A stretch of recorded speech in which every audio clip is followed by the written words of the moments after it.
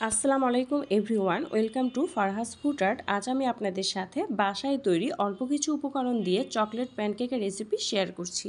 Mixing বলে দিয়ে দিচ্ছি রুম টেম্পারেচারে থাকা একটা ডিম, 4 কাপের মতো পাউডার সুগারের পরিবর্তে এখানে চিনিও কিন্তু দিতে পারেন। 1 চা চামচ দিয়ে দিচ্ছি ভ্যানিলা এসেন্স। সব উপকরণগুলো ভালো করে মিশিয়ে নিতে হবে। তারপর একটা চালনি দিয়ে দিচ্ছি। এখন দিয়ে দিচ্ছি 1 কাপের মতো ময়দা, 1/4 কাপের একটু কম cocoa powder, half tablespoon দিয়ে দিচ্ছি বেকিং পাউডার। এখন চালনির মধ্যে চেলে নিতে হবে।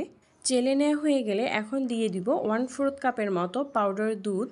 গরুর দুধ দিব পরিমাণ মতো, দুধের পরিমাণটা অল্প করে দিব আর ব্যাটারটা তৈরি করে নিতে হবে, একবারে দিব না। সবশেষে দিয়ে দিব 1 টেবিল চামচের মতো সয়াবিন তেল। তারপর সব উপকরণগুলো ভালো করে মিশিয়ে নিতে হবে যেন কোনো লাম্পস না থাকে।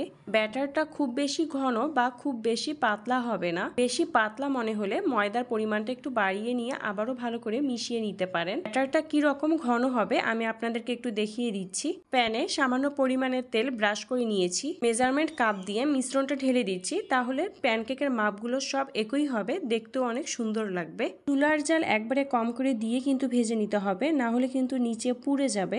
এক পাশে ভাজা হয়ে গেলে আরেক পাশ উল্টিয়ে দিচ্ছি, এভাবে দুপাশে ভালো করে ভেজে নিতে হবে। এই তো তৈরি হয়ে গেল অনেক মজাদার প্যানকেক। অনেক সফট হয়েছিল, খেতেও কিন্তু ভীষণ মজার হয়েছিল। বাচ্চাদের স্কুলের টিফিন বা বিকেলের নাস্তায় কিন্তু খুব সহজে তৈরি করে দিতে পারেন, তারা অনেক পছন্দ করবে। রেসিপিটি ভালো লেগে থাকলে পেজটি ফলো করে দিন।